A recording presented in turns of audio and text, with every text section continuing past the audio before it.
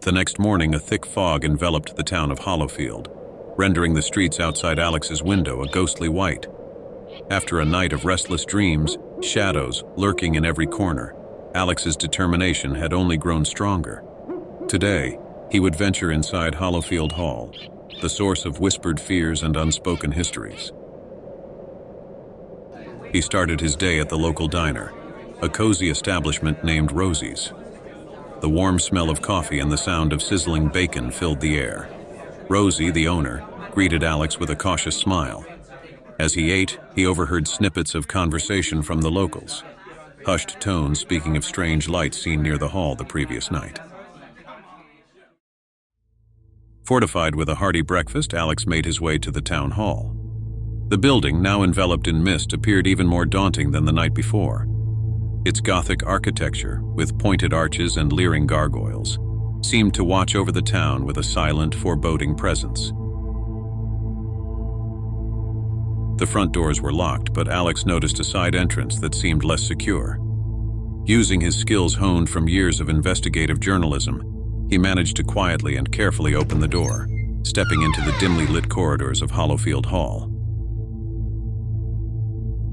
Inside, the air was musty, filled with the scent of old wood and dust. The hallways were lined with portraits of former town officials, their eyes seeming to follow Alex's every move. He felt an eerie sense of being watched, yet he pressed on, driven by a mix of curiosity and a journalist's instinct for the truth. Alex's exploration led him to the main hall, a grand room with a high ceiling and a large ornate chandelier, now covered in cobwebs.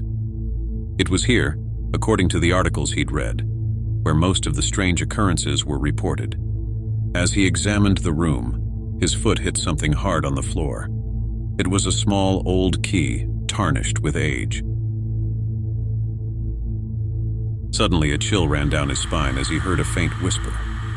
Turning around swiftly, he found nothing but the empty room behind him. The whispers seemed to come from the walls themselves, unintelligible, yet unmistakably human.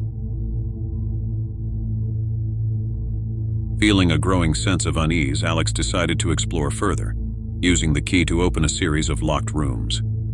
Each room revealed more of the hall's secrets: old documents, forgotten artifacts, and more unsettling portraits. In one room, he found a series of old newspaper clippings about the hall, each detailing unexplained events similar to what he had experienced the night before. As he delved deeper into the archives, he stumbled upon a hidden room. The door creaked open to reveal a small study, filled with books on occult practices and town history. Among the books, a journal caught his eye. It belonged to a former town official from decades ago, detailing a secret society and their rituals conducted in the hall. Engrossed in the journal, Alex failed to notice the passage of time. It was only when the light began to fade outside that he realized how long he'd been inside the hall. Gathering the journal and a few other documents, he hurriedly made his way back to the entrance. As he stepped out of Hollowfield Hall, the sun was setting, casting long shadows across the town. He had uncovered more than he had hoped, but with the new information came new questions. What was the purpose of these rituals? And how were they connected to the current state of the town?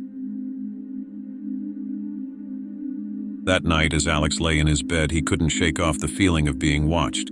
The whispers in the hall, the secrets in the journal. They were pieces of a puzzle he was just beginning to assemble. But one thing was clear: Hollowfield Hall held the key to unraveling the mysteries of the town, and Alex was determined to uncover them, no matter what lurked in the shadows.